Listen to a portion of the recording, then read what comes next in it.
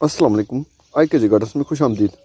ये मेरे पास बीज हैं कुछ धनिया के और मेथी के मिले हुए हैं, तो इनको मैं इस बारी में लगाऊंगा। तो शुरू करते हैं काम को। सबसे पहले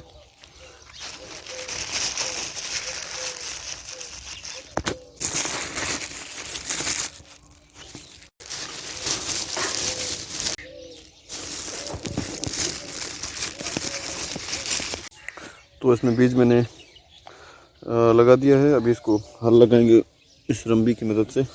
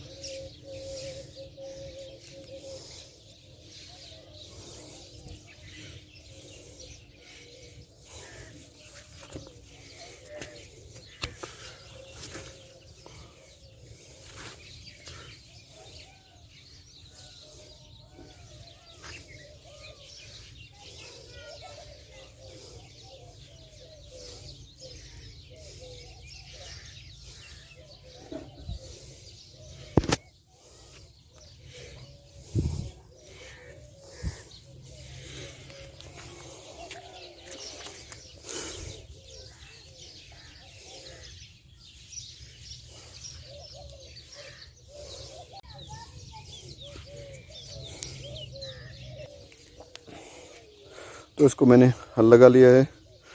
अब इसमें पानी लगाएंगे, उसके बाद ये उगेगा। तो मिलते हैं अगले वीडियो में, तब तक के लिए अल्लाह हाफ़िज़।